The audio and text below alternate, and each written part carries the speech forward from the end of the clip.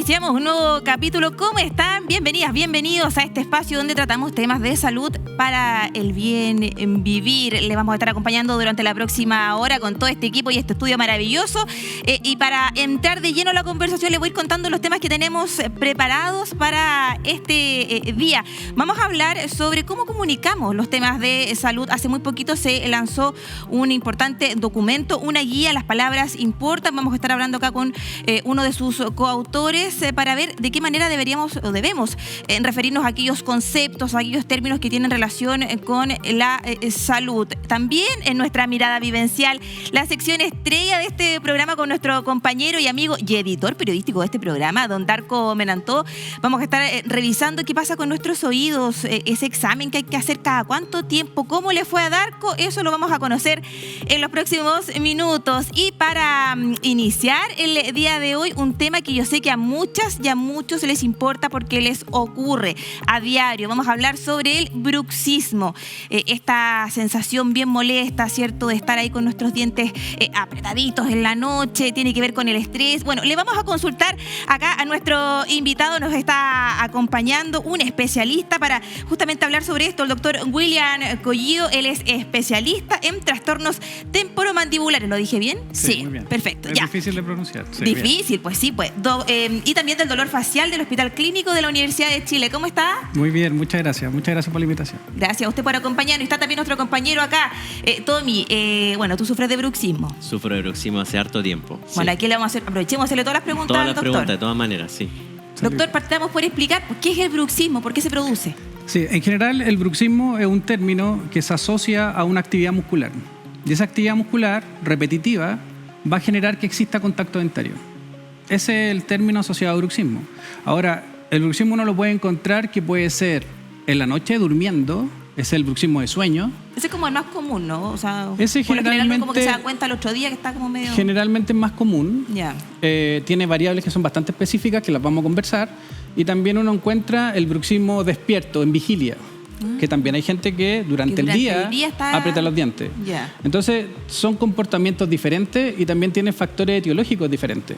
Partamos por el de la noche. ¿Qué pasa ahí? Porque se habla mucho de que tiene que ver con el estrés, con cómo nosotros también vamos procesando lo que nos va pasando. En la noche uno está durmiendo, debería estar más tranquilo. En general, los pacientes llegan por eso. O sea, dicen, yo tengo bruxismo y de alguna manera es porque estoy estresado. Y no existe esa relación directa cuando es bruxismo de sueño. El bruxismo de sueño van a haber factores principalmente asociados a la calidad de sueño que van a influir en que ese paciente bruxe. Entonces, pacientes, por ejemplo, que pueden tener un sueño muy superficial, pacientes que pueden tener múltiples despertares nocturnos, pacientes con roncopatías, pacientes que son buenos para roncar, el reflujo. Pueden tenerlo asociado a... Exacto, mire. porque todo eso va a generar una alteración en el sueño. O sea, tu sueño no va a ser de buena calidad, tu sueño va a ser muy superficial y de esa manera se va a acompañar con estos episodios de movimientos mandibulares que se van a traducir en ruidos, ¿cierto? El rechinar de los dientes, que mucha gente o que el de al lado te ha escuchado. Claro. Ese es el factor directo. Que este sonido que se hace al juntar los dientes ahí como bien... Exacto, ese es el factor directo que en muchas ocasiones mi marido me ha escuchado hacer sonar los dientes. Eso es directo, o sea, no tiene discusión. Ese paciente bruxa. Pero en muchas ocasiones el paciente está durmiendo. Entonces dice, yo tengo bruxismo. Entonces, ¿cómo lo sabe si está durmiendo? Porque al día siguiente tengo dolor. Pero no tiene que ver una relación directa entre lo que es dolor y bruxismo. Eso también se asocia mucho. Yo tengo dolor y por eso bruxo. El bruxismo puede ser un factor que pueda contribuir a ciertas cosas, pero no porque hay bruxismo. Si es que hay, va a existir dolor. Bueno, usted nos trajo aquí para que seamos bien prácticos, concretos al mostrar. Tenemos, ¿cierto?, acá una mandíbula donde usted puede mostrar qué es lo que se produce en el fondo. De alguna manera, estas cosas que que le traje acá, tenemos un cráneo, ¿cierto?, con la mandíbula. Hay algunos elementos que también vamos a conversar de esto, que corresponde a planos de protección o dispositivos intraorales. Claro, para hablar del tratamiento que se puede hacer. Exacto. Y esto que está acá principalmente es para mostrar que en general cuando se habla de bruxismo de día, en vigilia, despierto, ¿cierto?, va a ser por apriete. O sea, generalmente el paciente va a apretar los dientes en el día.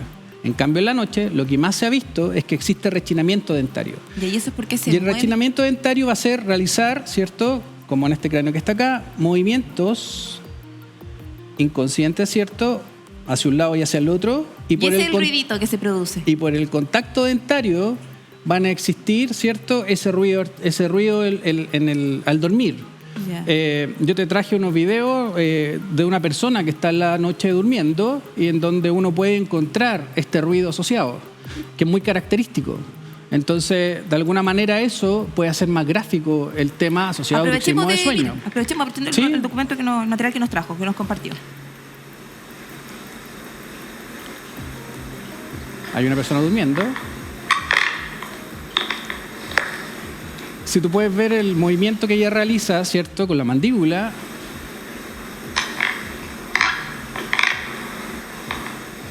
Y el ruido que ella realiza. O sea, ahí no hay discusión. Pero claramente, ahí no hay discusión. Ahí la grabaron incluso. Y la subieron a YouTube. Claro. Entonces, eso de alguna manera es un elemento directo donde aquí no hay discusión que si bruxo o no bruxo. Te grabaron. O sea, eso es real. claramente hay una prueba ahí concreta de... Entonces, de alguna manera, esos elementos te ayudan, obviamente, a ser más cercano a tu diagnóstico. Claro. Pero no siempre es así. Entonces, por eso en muchas ocasiones los pacientes consultan por cierta sintomatología que tú la puedes cruzar con un examen bien específico, tanto preguntándole al paciente como examinando al paciente, y también se ha visto, y que tiene mucha validez, con algunos exámenes o variables específicas para comprobar qué está pasando en ese sueño, cuando es de sueño, ¿cierto? Que puede contribuir a que ese paciente esté bruxando. Entonces, no es tan solo ver lo más común también, dientes desgastados. Claro. Doctor, yo me desgasté los dientes y por eso tengo bruxismo. No siempre es así. Oiga, doctor, y bueno, y ahí entran estos como plano, esa es la palabra, ¿no? Que sí, en general, claro, un nombre quizá un poco más técnico, son dispositivos interoclusales, o sea, que están entre medio de los dientes. Y mucha gente que piensa que con esto, ¿cierto? Acá tenemos distintos tipos de planos, ¿cierto? Tienen distinta dureza. O sea, obviamente es a medida de... Uno tiene que ir al Exacto, se hacen a medida, tú los puedes encontrar, los puedes confeccionar, se toman moldes, tienen distinta resistencia, este es más delgado. Y también puedes encontrar en la farmacia, ¿cierto? Estos dispositivos así. ¿Como de silicona? Claro, como de silicona, sí. Que tú calientas en agua caliente y de esa manera lo amoldas. Ahí lo estamos mostrando, claro. Claro, estos son ahí. De silicona, ¿cierto? Y de alguna manera eso tú lo llevas a boca y el paciente lo ajusta. Ahora, ¿qué es lo importante de todo esto? Que esto no tiene nada que ver con un tratamiento de bruxismo. O sea, esto lo único que es un protector para tus dientes y se ha descrito y se ha asociado, porque es real, te genera un cambio en la condición muscular. Claro. O sea, de alguna manera el paciente se siente un poquito más aliviado, pero eso es reversible. ¿Ya? Entonces, por eso, estos aparatos que se pueden utilizar, es importante tener consideración en qué momento lo va a ocupar, por cuánto tiempo y en qué condiciones. Clarísimo, clarísimo, doctor. Tommy, bueno, te hace sentido todo lo que estamos conversando Sí, absolutamente. acá. En el caso tuyo, ¿cómo fue que te diste cuenta? ¿Empezaste con alguna molestia, algún dolor? Sobre todo en dolor muscular aquí, cuando me despierto, he tenido dolor acá y dolor acá atrás. O sea, es evidente y además que siento incluso la encía y los dientes, particularmente en este lado de la cara, que lo siento más sensible. O sea, si ahora yo aprieto, siento que me molesta, que hay una sensibilidad ahí. En general, esos comentarios que el paciente hace, que son muy comunes, vienen, ¿sabe qué? Vengo porque despierto en la mañana con esta sensación.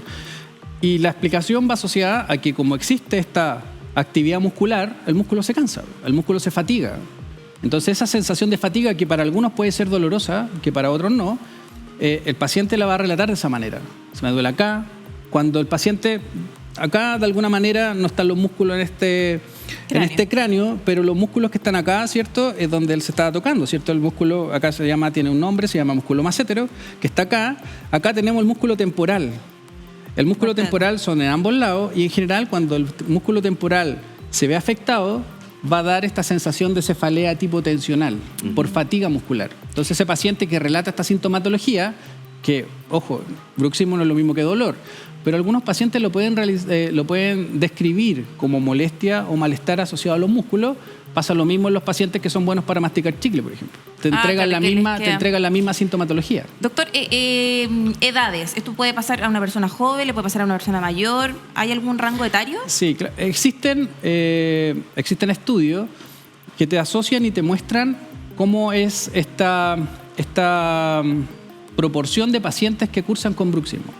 desde el punto de vista de estudios científicos, tú puedes encontrar que en niños chicos de 2, de 6, los porcentajes pueden ir entre 7, 8, 9%. A nivel de los 7 o 10 años, tú encuentras, estudios te demuestran que puede haber un porcentaje de 34 o 40% de niños que bruxan. Ahora, ojo, el bruxismo no es, en niños no es normal, ¿ya? Ahí también te traigo algunas cosas. Eso. Aprovechemos de mostrar, ¿no? Entiendo que trajo material también hay de, Sí. de dos pequeñitos. Sí, ¿A quién claro. quiere ver? A ver, díganos usted. Sí. Usted manda. ¿Son sus hijos? Son mis hijos, así Son que no su tenemos hijo. ningún problema con los videos. Autorizadísimo. El papá No autorizó tienen todo, nada, listo. no tienen nada que alegar. Ya, ¿a quién mostramos? Sí, traje 2 videos de ellos. ¿Ya? En general, con respecto al bruxismo en niños, cuando es nocturno, como yo te comentaba en un comienzo, Ahí los tiene que vamos a ver... ir. Mira, esa Ella es la es su Amanda. hija. Esa es la Amanda. Mira, escúchala cómo va. Mira. ¿Otra vez? ¿Cómo está el resfrío? Bien, ¿Cómo está el resfrío? bien. A ver. ¿Otra vez? Ya. Si te das cuenta... ¿Qué prueba le está haciendo? Claro, ella está de día, ella en la noche durmiendo, obstruida así como tú la ves, ¿cierto? Por eso el video ese estaba muy obstruida, entonces su capacidad respiratoria se ve muy disminuida. Más bajita. Entonces, como se oxigena mal, como su sueño, como entra poco oxígeno, su capacidad de oxigenación es mala, su sueño es malo, es muy superficial, Y por ahí eso empieza a hay hacer- actividad muscular y por eso bruxa. Entonces mi señora me dice, oye, tú te dedicas a esto, pero mira cómo está. Le dije, pero si está resfriada, le digo yo, pero... Y de alguna manera uno hace esto yo lo ocupo en las clases cuando presento, que es Claro. muy gráfico. Entonces, Amanda, ¿cómo está el resfrío? Obstruida por todos lados. Pobrecita. Entonces- Oiga, para que no se le ponga celoso el otro hijo, mostremos también, po. Ya, A ver, este es Simón. veamos. Mira, este es Simón.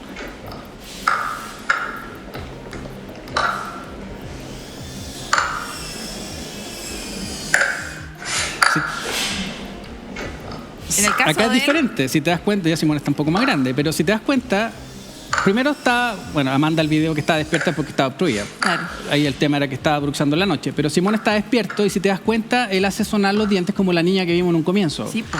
Ahora, a él recién habían erupcionado los dientes anteriores, los incisivos. Ya. Entonces él no tenía idea de esta nueva sensación dada por los dientes, entonces andaba jugando todo el día así. Ah, chiquitito. Entonces es un estímulo sensitivo dado por nuevas cadenas nerviosas, ¿cierto? Entonces lo hace. Entonces ahí el tratamiento, para Amanda el tratamiento es los medicamentos apropiados, los puffs Para nasales, que se descongestionar descongestione claro. y el bruxismo ya pasó. Pero con Simón hay que enseñarle. Claro. Eso no es normal, no hay por qué hacerlo, porque si no, constantemente lo va a hacer. Lo mismo pasa en el adulto, que no anda haciendo sonar los dientes así, pero anda apretando. Todo el rato. Oiga, doctor, ¿qué pasa si nosotros no... Estamos viendo súper chiquititos sus hijos, ¿cierto? Su hija y su hijo. ¿Qué pasa si no tratamos a un pequeño... ¿Cómo se puede complicar el bruxismo a largo plazo? En general, como te comentaba, es muy importante conocer los factores etiológicos. En este caso, con Simón está claro que una percepción asociada a eso. Pero si eso continúa, lo primero que va a existir va a ser desgaste de los dientes. Y en niños, sobre todo si eso tú le sumas dieta, dulces por ejemplo, los Peor. dulces pero los dulces van a influir principalmente en hacer más marcado el desgaste de los dientes por el azúcar, por la acidez que se genera en la boca. No porque sea azúcar y quedan activados, sino que por la acidez bucal que se va a generar y este movimiento de carga constante va a generar que se desgaste más. Entonces, en general, si se va complicando o se mantiene sin un tratamiento apropiado, sin indicaciones apropiadas, va a partir desgastando dientes. Hay casos de pacientes, porque la respuesta es muy individual. Entonces, no a todos los pacientes les va a Caso a doler la caso. cabeza, no a todos los pacientes les va a doler los músculos. Hay algunos que no les duele nada y tienen dientes muy desgastados. Entonces, hay que ir de a poco avanzando en ello. Tommy, bueno, tú has seguido también varios tratamientos, nos hablabas de acupuntura, por ejemplo. Cuéntanos un poquito cómo ha sido tu experiencia en eso y aprovechemos de hacer alguna consulta aquí. Tenemos el Sí. doctor. Bueno, yo me traté un tiempo con acupuntura, estuve como 6 meses y después ya me espantó un poco la aguja en el cuerpo, entonces me alejé de eso. Probé un tiempo CBD, porque lo que me he dado cuenta es que está muy asociado a lo que se llama la higiene del sueño, o bien el descanso que nosotros tenemos cuando nos vamos a dormir. Pero también he ido leyendo y otras personas me han ido contando que tiene que ver con la alimentación, etcétera. Entonces Me gustaría preguntarle, aprovechando el espacio, ¿qué factores provocan el bruxismo? ¿Y Sí. cuáles, y si están interconectados para que se produzca, digamos, este desgaste? El factor tensional o ansioso va a influir de manera directa en bruxismo en vigilia. Es lo que más se ve, o sea, es la mayor asociación. Porque va a contribuir este factor tensional, ¿cierto? Que es como una respuesta natural frente a la tensión, frente al estrés. O sea, tú vas a un mal rato, va a existir apriete, en vez de pegarle a la mesa, en vez de pegarle al compañero, va a existir apriete en los dientes. De repente uno tiene ganas de... Sí. Sobre todo en los equipos de trabajo eso puede pasar. Pero de alguna manera esa condición va a contribuir a que existe este apriete dentario. Entonces, eso es lo que se ha visto desde el punto de vista despierto, en vigilia. Los otros factores, fumar, sobre todo muy próximo a dormir, ya sea cigarro tradicional o los enrolados, Ya. van a contribuir por el hecho del humo, ¿cierto? Va a generar una alteración. Mucha gente dice el cigarro para relajarse, es contrario el efecto a nivel corporal, a nivel sistémico, fisiológico. El alcohol, el uso de alcohol exagerado, también va a contribuir. Pese a que un paciente puede dormir muchas horas, si tuvo una fiesta larga, su calidad de sueño va a ser muy mala y va a bruxar mucho. La roncopatía, el roncar. En un momento se trató de asociar de manera directa un síndrome que se llama síndrome de apnea obstructiva. La persona que está durmiendo y despierta asustado, ¿cierto? Porque no respiró, o el de al lado lo trata de despertar porque no respira. Claro. Y dura ciertos segundos. Ahora, estudios recientes están tratando de bajar un poco esa asociación directa. Oiga, doctor, bueno, Tommy lo mencionaba, CBD, eso es lo que está... El CBD, ¿Sirve claro. o no sirve? Claro, pero va asociado a tratamiento. En general, todo lo que involucre, por ejemplo, cuando tú quieres mejorar una condición de sueño, hay pacientes que tienen insomnio de conciliación. Eso quiere decir que se van a dormir y están una hora Tratando de dormir. Hay personas que se van a acostar y están con las pantallas. La pantalla es un estímulo... Lo hemos hablado con el programa, el tema es de un las pantallas, la luz. Es un estímulo lumínico, constante. Los niños, pues, sobre todo, que no se deja el celular afuera, sino que se acuestan con él. Entonces, todos esos elementos, cuando uno quiere tratar de, tú lo mencionaste, como una higiene de sueño, cuando uno quiere tratar de mejorar esa condición que te permite entrar en un sueño apropiado, va a ser un apoyo para mejorar esa condición de sueño. ¿Ya? Pero, por ejemplo, si pasa pacientes que por X condición esofágica, gástrica, tienen reflujo, van a bruxar igual. Entonces, por eso, nuevamente, la idea es hacer un correcto diagnóstico en base a muchas preguntas que uno hace y ahí ver cómo podemos ayudar a ese paciente y de qué manera lo podemos Oiga, complementar doctor, nos con él. quedan súper pocos minutitos, pero no puedo dejar de preguntarle porque hay algo que también sale harto en las redes, sobre todo el tema del Botox. ¿Sirve esto? En general, y lo preguntan harto también, Sí. en general la aplicación de Botox, que es directamente a nivel muscular, lo que va a generar es que ese músculo se contraiga, que las unidades musculares, los músculos están compuestos por fibras musculares. Cuando tú pones Botox en ciertas zonas, tú generas que ese músculo no se contraiga. Es la toxina botulínica, Sí, así también se conoce. con distintas marcas. Sí. Entre ellas, Botox. Ya. Pero de alguna manera esa condición va a contribuir, el aplicar Botox va a generar que ese músculo no se contraiga. Unidades motoras. No puedes dejar los músculos dormidos porque si no el paciente no podría masticar. Sí, po. Entonces, cuando tú lo haces, el paciente siente alivio, pero asociado porque dormiste fibras musculares. Pero el estímulo, si no se ha generado un adecuado tratamiento en los factores que contribuyen a generar bruxismo, el paciente va a seguir igual. Y el Botox, en vez de durar 4 meses, va a durar 2. Entonces hay que estar Entonces, atento el a Botox, eso. desde un punto de vista para hipertrofia muscular, la hipertrofia es cuando los pacientes desarrollan músculo bien grande por sobreuso, el Botox funciona perfecto. Claro, pero ahí también hay Pero que estar asociado a evaluando. curar el bruxismo, de alguna manera ahí deja un poco estar. Oiga, doctor, sin duda este es un tema del que podríamos seguir hablando, ¿cierto, Tommy? Sí, yo tengo 2 una horas pregunta, más. de hecho. Usted tiene preguntas. Bueno, va a tener que hacérsela de ahí porque ahora tenemos que ir a una Sí, pausa sí. comercial porque hay que seguir con el programa. Pero, doctor, le queremos agradecer todos estos minutitos por traer acá todos estos implementos Sí, y sus redes sociales. Aprovechemos también de darlas, Sí, las vamos a estar siempre es mostrando ahí. importante, mucha gente te busca, doctordr.williamcollido, ¿cierto? El lugar donde me pueden encontrar, donde voy subiendo casos. Está apareciendo en pantalla De ahí alguna para manera. que todos se puedan comunicar con eso es muy usted. importante porque siempre ayuda, ¿cierto? Los Obvio pacientes que sí. preguntan, yo un contacto directo y lo podemos hacer sin ningún Ahí, problema. para que le dejen todas las Súper. consultas, Me demoro un doctor. poco, pero lo hago. contesto. Eso, pero lo hace y responde. Doctor, muchas gracias, que le vaya muy bien. Que esté muy bien. Nosotros vamos Muchas a hacer una muy breve pausa en el programa. A la vuelta seguimos hablando de otros temas. No se separe, ya volvemos.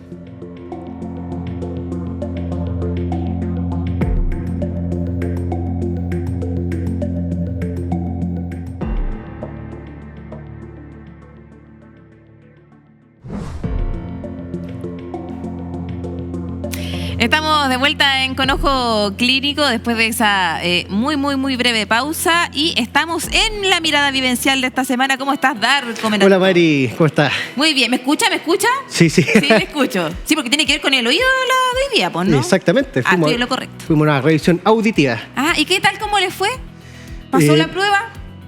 Mira, no quiero darle spoiler, pero quiero contarte primero cómo llegué a esta... ¿Cómo llegó? A ver, cuéntenos. Mira, fue algo que estaba buscando yo, pero de forma particular, no pensando en mirada vivencial ni en Con Ojo Clínico. Ah, tenías la inquietud de ir a hacerte un chequeo. Exactamente, venía hace un tiempo con la sensación de que escuchaba menos, sentía más sensibilidad al interior del oído y tenía esta sensación, no sé si te ha pasado cuando vas a la playa o a la piscina, que te metes al agua, sale y te queda como agua dando vueltas y sientes que hay un montón de días. Sí, como raro.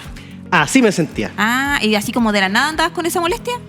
de un día para otro. Ay, qué incómodo. Así que me puse a buscar y dio justo que llegamos a un centro en que les comenté que yo era periodista, trabajaba en un programa que se llama Con Ojo Clínico. Y te dijeron, los vemos todas las semanas. Eso te dijeron, estoy segura. Lo primero. Lo primero que te dijeron. No, me dijeron, venga para acá y grabamos una mirada vivencial. Ah, y te hicieron a ti la evaluación y todo eso. Exactamente, eso es lo que vamos a ver hoy día. No contemos más. Presente, por favor, su mirada vivencial. Invite. Los muchachos, vamos a ver, ya vimos hace una semana atrás, estuve bien de mis ojos, todo correcto. Ahora, ¿cómo saldrán mis oídos? Averigüémoslo y estamos de gala hoy día, estamos de gala, estamos con la Chile TV. indumentaria oficial. Eso, ya vamos a ver la nota. Vamos a ver la nota, no más vuelta. Hola, ¿qué tal mis amigos de Con Ojo Clínico? Sean ustedes bienvenidos a la cápsula que todos esperan, mirada vivencial. Nos encontramos aquí en el centro Cenaudes, expertos en problemas auditivos. Toma asiento, Darko. Permiso, me da la impresión de que tengo menos capacidad auditiva en relación a mi lado derecho y también cuando me limpio el oído siento que las paredes por dentro tienen menos sensibilidad en relación al otro lado. Lo primero que vamos a hacer es una otoscopía, ya para poder revisarte tus oídos y que también tú puedas verlo mediante una cámara, ¿ya? Y vamos viendo qué es lo que hay. Que puede haber un tapón de cerumen o podemos hacer quizás otra cosa, una audiometría para evaluar tu nivel auditivo. Ahí hay un poquito de cerumen que en realidad es súper poco porque la cámara aumenta mucho. Lo que está al fondo es tu tímpano, ¿ya? Ah, perfecto. Impecable, hay un par de pelitos que es normal que se vean ahí. Eso que está ahí es el martillo, huesito que está detrás del tímpano. Sí, lamentablemente, bueno, la gente en general usa mucho los cotonitos. Entonces el oído la verdad es que no se limpia. El oído se limpia solo, tiene un mecanismo propio donde se limpia solo. ¿Cuáles son las enfermedades, los padecimientos, los problemas más comunes que te encuentras o que podemos ver en los pacientes? Bueno, las pérdidas auditivas, por supuesto, los problemas con los nadadores, ¿cierto? Las perforaciones timpánicas. Vamos a tomar asiento acá porque vamos a tomar el examen auditivo, la audiometría. Cada vez que sientas un pitito, por muy bajito que sea o muy alto, me vas a tocar el pulsador. Bueno, chiquis, ahora vamos a revisar impedanciometría. Claro, para ver la permeabilidad de la membrana timpánica. Tu prueba está bien, solamente lo que te decía mi compañera es que puede haber un tema más que nada ventilatorio, que eso es mucho mejor verlo siempre con un otorrino. Te puedes ir tranquila a tu casa. Y de esta manera, muchachos, cerramos esta cápsula de mirada vivencial y nos vemos en la próxima. Adiós. Oye, ahí estaba entonces Darko. Comprobado, con esta estamos viendo el ojo y viendo el aprobó. oído. Aprobamos. Entonces no tiene nada, pues está bien. Sí. ¿Y tiene la prueba aquí? ¿Tiene sus exámenes? Por supuesto. Este no lo entiendo mucho, pero este sí. Esta es la audiometría en la cual salen mis niveles, están todos bajo los 20 decibeles. ¿Y qué eso significa? está bien. Arriba de los 20 decibeles cuando ya se puede estar desarrollando algún problema auditivo. Ah, Mi oído derecho marcó 1.6, el oído izquierdo 10, se escucha un poquito más que el otro, pero en general los números me dijeron súper bien. qué bueno. Oiga, ¿y le hicieron esto de que como comúnmente, digo, le llaman esto como el lavado de oídos, que a uno le hacen como un procedimiento? Mira, cuando me hicieron la otoscopía, ¿Ya? que es cuando se mostraba el Que interior de tiene mi otro oído, nombre, pues, sí. y bueno, por si acaso ahí lo que se ve cerumen es porque se agranda la imagen, no está todo bien con la higiene de mi oído, no se veía nada. No se veía el tapón, entonces de plano ya se descartó. Se descartó. Lo que pero sí me no llamó es necesario, pues, o sea, Sí, bueno, en mi caso no, pero claramente cuando hay un exceso se debe hacer. Lo que sí me llamó mucho la atención que mostraron las chicas ya, aprovechamos de saludar ahí a Carla y a Claudia de Oye, sí, Cenadeus.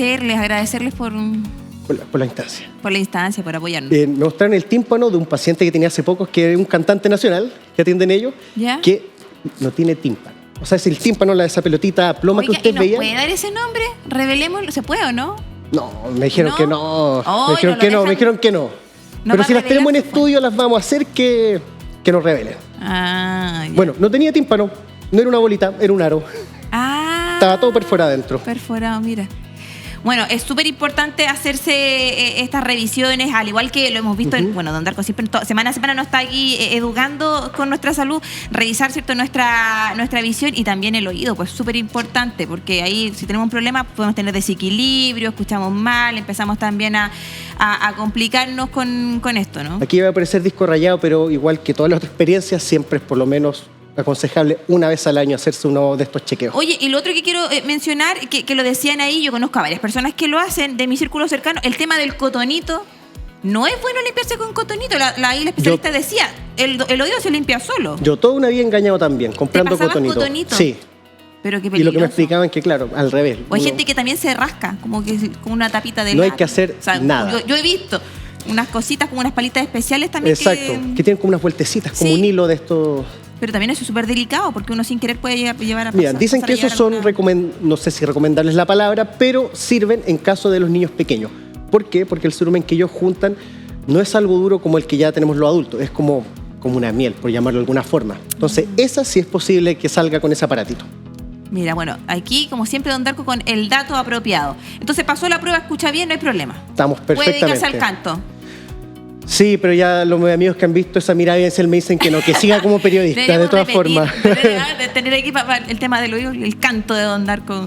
Porque ya pasó Sí, todas las pruebas. Pues, mira, estoy sano, pero en la Nico, por favor, sóplale a Mari.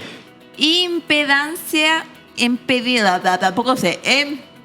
Impedanciometría. Vamos a salir en alguna plataforma, se van a burlar de nosotros. El blooper. A ver, directora, di. Impedanciometría. Ahí está. Ya.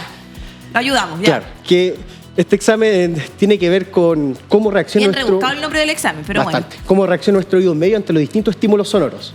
Y la gracia que tiene el oído medio es que está conectada con la parte atrás de la nariz y de la garganta.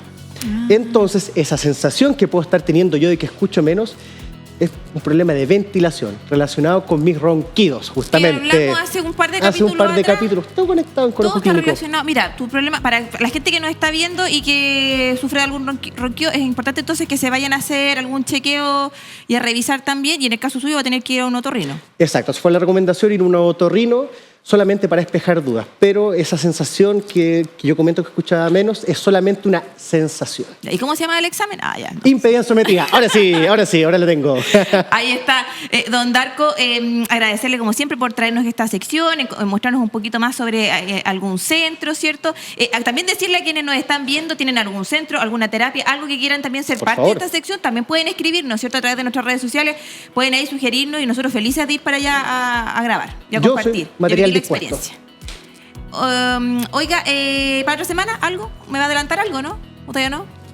No quiero adelantar nada, no quiero adelantar. Uy, que está prefiero dejarlo. misterioso, nunca adelanta nada. Bueno, usted, ahora soy oiga. señor editor, puedo tomarme Ya, bueno, verdad que ahora mi es jefe, reserva. puede hacer eso, ya. Don Darko, muchas Ya, Mari, gracias, nos vemos. Muchas gracias, Darko Menantó, con su sección Mirada Vivencial. Nosotros seguimos acá en Con Ojo Clínico, cambiamos rotundamente de tema porque vamos a hablar sobre cómo comunicar bien, sobre todo temas de salud mental. Los quiero invitar a que revisemos una nota previamente y ahí volvemos para que conversemos con nuestro invitado.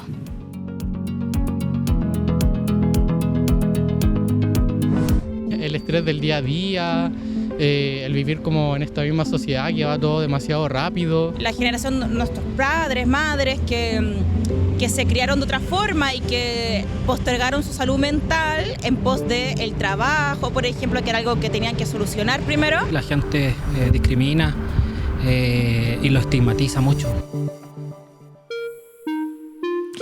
Muy interesante lo que escuchábamos ahí, ¿cierto? En voces personas comunes y corrientes, ¿cierto?, que están en la calle y que nos ayudan a participar también de estos espacios, para hablar sobre la salud mental y lo importante que es comunicarlo bien. Y para eso estamos aquí junto a Roberto Zunkel. Él es jefe justamente de la unidad de psicogeriatría del Instituto Nacional de Geriatría, también es académico del Departamento de Salud Mental, ¿cierto?, y Psiquiatría Oriente de la Universidad de Chile. Doctor, muchas gracias por acompañarnos. Muchas gracias por la invitación. Y nos acompaña para contarnos sobre esto, sobre las palabras importan, esta guía. ¿Cuán importante es comunicar bien, doctor, sobre todo temas de salud mental? O sea, el comunicar es algo esencial y principalmente para nosotros quienes estamos en el lado de la medicina. Y en este caso, por todo el uso, y ahí en la nota hablaban, ¿cierto?, sobre los estigmas, el comunicar implica, ¿cierto?, o como repercusión tiene el hecho de poder ir derribando estigmas respecto a la salud mental. Bueno, usted es coautor de esta guía, ahí la estoy mostrando, ¿cierto? Cuéntenos, doctor, ¿cómo nace esta iniciativa? ¿A qué participan no solo académicos chilenos, sino que también latinoamericanos? ¿Cómo surge esta necesidad, ¿no?, de tener esta guía? Bueno, esa guía nace en Argentina por una iniciativa de la Asociación Argentina de Psiquiatría, en conjunto con una entrevista que se le hizo a medios de comunicación y la necesidad donde surge. Y luego el proyecto es poder ampliar esto al resto de los países de Latinoamérica, y es donde se nos invita a colegas de Ecuador, de Colombia, Guatemala y en Chile, en nuestro caso, para poder participar en esta iniciativa. Bueno, de hecho, acá en el libro podemos ver nosotros que se habla, bueno, este es un súper buen aporte, ¿no?, para todos quienes trabajan en comunicación, quienes trabajan en el área de la salud. Podemos ver cifras, ¿cierto?, sobre esto. Hay también mapitas y con información por cada uno de los países, y también se detallan algunas definiciones de algunos conceptos, ¿no?, como la demencia, el trastorno bipolar, la depresión. ¿Cómo se hizo también esa selección de qué conceptos tenían que ir acá? ¿Cuáles eran los más necesarios? En general, lo que se trató, bueno, primero hablar de, digamos, los trastornos más comunes en la parte de psiquiatría, pero además aquellos en los cuales nos topamos con mayores estigmas. Por ejemplo, el que mencionaste, ¿cierto?, el de demencia, clásico, el decir la demencia senil. ¿Sí? Cuando nosotros hablamos actualmente de trastorno neurocognitivo mayor, que es el término actual, y dentro de eso vamos definiendo las causas como enfermedad de Alzheimer, claro, demencia senil. Claro, pero hemos sacado ya el tema de la demencia senil, o también algunas escogidas por el uso popular muchas veces que hacen los medios, como una sociedad esquizofrénica, ¿cierto? O cuando queremos aludir a la característica de alguna persona, como esta persona es una bipolar. Cometemos harto error al comunicar. Exactamente. ¿Cuáles son los más comunes? Cuando tratamos, ¿cómo estigmatizamos? ¿Cómo que generalizamos? Tendemos a generalizar y lamentablemente a ocupar términos de trastornos de salud mental como calificativos, ¿cierto?, como adjetivos hacia otras personas, y lamentablemente adjetivos que son denostativos. Y por lo tanto eso evidentemente contribuye a la estigmatización de nuestros pacientes. Claro, de hecho, bueno, aquí también plantean, ¿no?, los enfoques que hay que tener a la hora, por ejemplo, de hacer una entrevista, el tema de la inclusión, de la no discriminación, eso es básico a la hora, ¿no?, de poder comunicar, hablar sobre estos temas, porque hay familias detrás, hay pacientes, hay comunidades que también se pueden sentir afectadas. Exactamente, y muchos de nuestros pacientes nos manifiestan, y de ahí es donde surge, y alguien mencionaba ahí en la nota, ¿cierto?, sobre el retraso en las consultas producto de la vergüenza. Alguien hacía alusión, por ejemplo, al tema de los padres. Ya, yo que me dedico... De otra generación. De otra generación. Yo me dedico, mi subespecialidad en el área de psicogeriatría, ¿cierto? Y son personas efectivamente que retrasan su consulta por la lucha contra los estigmas, porque me dicen, doctor, ¿sabe qué? Yo no quería venir porque el psiquiatra es para los locos. ¿Sí? Pero... O de no hablar de problemas de salud mental, o no de repente querer enfrentar que tiene que ir a una consulta, buscar ayuda, pues también es común. Y sobre todo en los hombres, ¿cierto? Donde esto se relaciona mucho con una debilidad de carácter, ¿cierto? O con ser poco hombre cuando se consulta esto, porque se debería resolver por sí mismo. Los errores más comunes, que usted de repente prende la televisión o escucha la radio y dice, chuta, ese periodista. Por ejemplo, el concepto para definir a una persona mayor, hoy día es persona mayor, no el abuelito, no el adulto. ¿Eso es un error común, puede ser? O sea, uno de los errores comunes en lo específico de personas mayores es la infantilización, ¿cierto? Claro. Y de hecho existe un término específico en esto que nosotros hablamos del edadismo, ¿cierto? Que tiene que ver con todos los estereotipos, los prejuicios y las discriminaciones que nosotros tenemos por el hecho de que la persona sea mayor. El tema es que el impacto de esto no es solamente el concepto, digamos, académico con respecto al tema, sino que esto tiene implicancias directas, con pocas políticas de salud pública. Por ejemplo, la depresión en general en personas mayores muy poco detectada. ¿Por qué? Porque no se sabe porque o no se asume que en realidad es una época triste de la vida. Doctor, bueno, es importante hablar de estos temas, además pensando en que la población también está envejecida, sigue envejeciendo, las cifras también, las tendencias marcan hacia allá, cada vez más también se va extendiendo más la esperanza de vida. ¿Cómo enfrentarnos a esto? ¿De qué manera esto se transforma en un aporte, ¿no? Y que tiene que ser, ojalá podría ser comunicado en todas las facultades de comunicación, para los periodistas, para también el área de la salud, ¿no? O sea, yo creo que, claro, esto se enfoca y se dice para los periodistas, pero yo creo que nosotros también como profesionales somos comunicadores. Y por lo tanto, en realidad, un manual como esto, fuera, ¿cierto?, de las escuelas de comunicación, yo creo que también es útil incluso en otras carreras de salud. Sí, porque la psiquiatría efectivamente es un área como bien específica, o el tema de la psicología, pero también hay trabajadores sociales, hay terapeutas ocupacionales, pero también hay líderes de opinión. Claro, sí, kinesiólogos, todas las otras áreas, todos deberían tener esto ahí. Y líderes de opinión, como los mismos actores, qué sé yo, directores, etcétera, que también influyen en eso. Oiga, doctor, lo quiero invitar a que revisemos una nota para que sigamos conversando sobre esto. Mire. No ofrezcamos a nadie nuestro sombrero, ni ninguna otra pieza de nuestros vestidos que hayamos usado. Y cuando nos veamos en el caso de ofrecer nuestra cama, cuidemos de vestirla enteramente de blanco. Este es el manual de Carreño, exactamente su artículo 16, y este trata en su conjunto de las buenas costumbres tanto en espacios públicos como privados. Y si existe un manual para estas cosas, existen manuales para lavadoras, para autos, control remoto, electrodomésticos, etc., ¿por qué no va a existir un manual de cómo ocupar correctamente los términos de salud mental en los medios de comunicación? Según datos de la Organización Mundial de la Salud, se espera que para el 2030 los padecimientos de salud mental sean la principal causa de discapacidad en el mundo. Actualmente, el 12% de los problemas de salud están relacionados con los trastornos y problemas mentales, cifra que supera la del cáncer o las afecciones cardiovasculares. Es por eso que resulta importante el rol que cumplimos los medios de comunicación al momento de divulgar estos temas, ya que es una realidad que cada vez atañe a más personas. ¿Cómo piensas tú que los medios de comunicación abordamos los temas de salud mental? No sé si lo abordan realmente. Yo digo que deberían normalizarlo un poco más, o sea, que ya la salud mental no sea un tabú.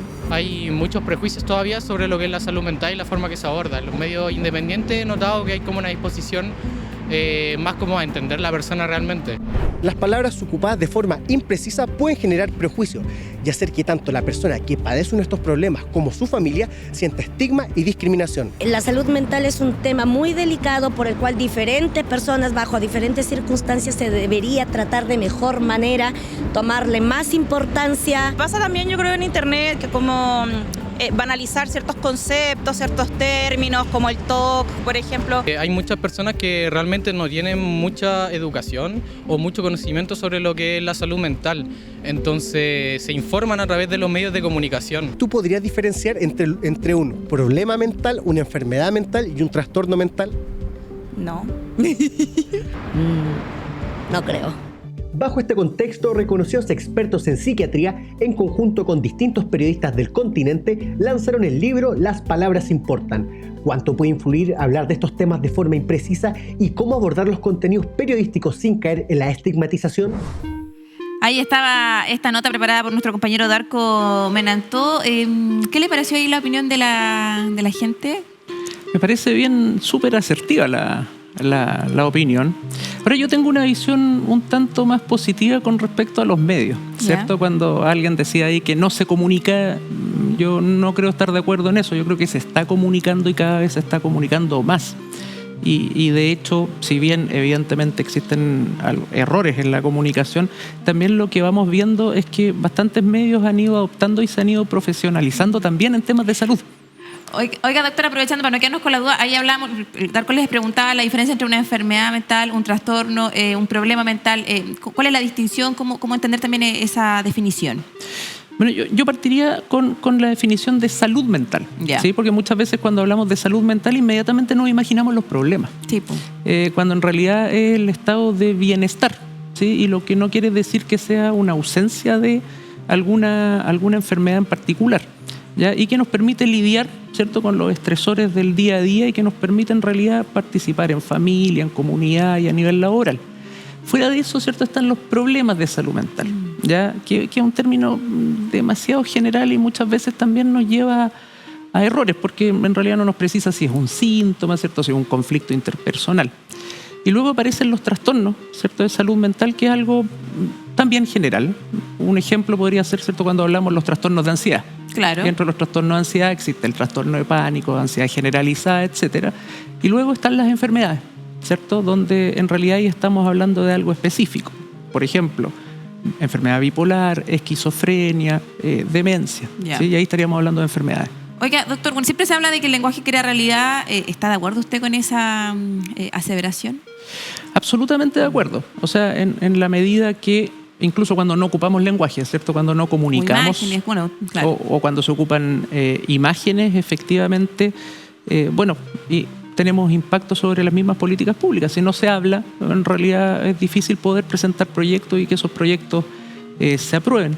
Pero además, cuando ocupamos mal las palabras, muchas veces esto también tiene implicancias en la contratación de personas, por ejemplo, claro, con enfermedades desde el punto de vista de salud mental.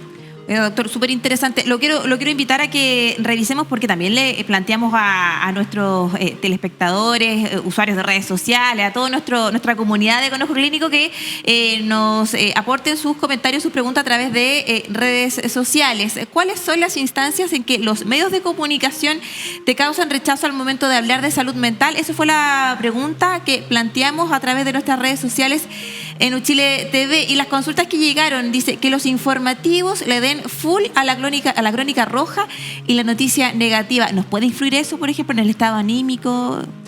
Sí, exactamente. O sea, a ver, nosotros tenemos una estructura que se llama la amígdala cerebral, ¿cierto?, y que dispara, ¿cierto?, ante circunstancias que nosotros percibimos como amenazantes.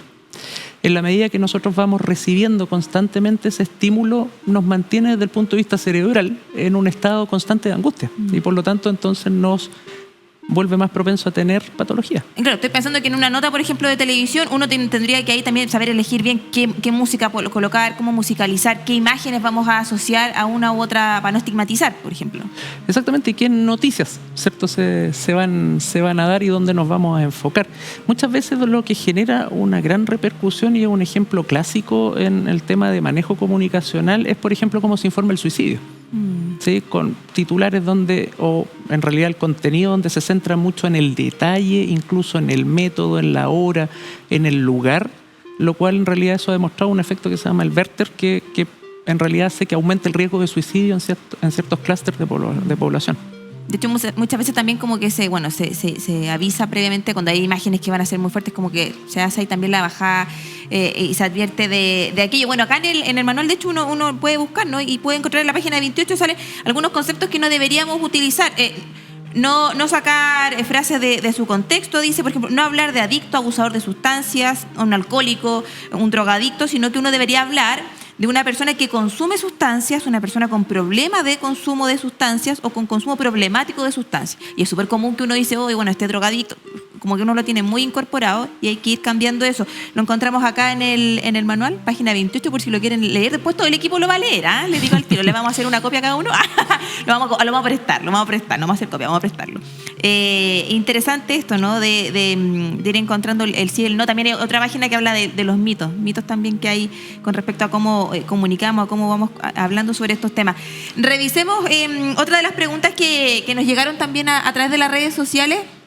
Planteamos, ¿hay diferencias en la forma en que las series de ficción y los noticieros abordan la salud mental? Dejamos ahí también planteada esa consulta en nuestras redes sociales y nos comentaban, las series intentan mostrar lo complejo que es vivir con una salud mental deteriorada, lado humano. ¿Qué le parece? Sí, yo creo que existe también algo injusto, ¿sí? O sea, las series de ficción y muchas producciones en realidad con grandes recursos económicos cuentan incluso con psiquiatras o psicólogos detrás en términos de asesoría. Incluso hay psiquiatras que han hecho guiones de las películas, por lo tanto, entonces la información que se puede dar de salud mental respecto a esto es mucho mejor. Sí, y de ahí la importancia de poder y el alcance que tiene un manual como Las Palabras importa en términos de los comunicadores como para poder ocupar mejor el lenguaje. Claro que sí. Bueno, hay también sugerencias finales acá en esta guía. Habla de, obviamente, la selección del lenguaje que tiene que ser adecuado, también la educación pública, ir derribando algunos mitos, estereotipos, lo que hablábamos recién de qué conceptos vamos a ocupar cuando hablamos de una persona que consume alguna sustancia, ¿cierto? Esto de hablar de personas mayores, no de abuelitos, no de caer en esos conceptos. Súper importante esta guía. ¿Dónde podemos encontrar más información si alguien nos está escuchando, mirando y quisieran tener esto a mano? Está en la página de la Asociación Argentina de Psiquiatría dentro del segmento publicaciones, y ese se puede bajar en PDF.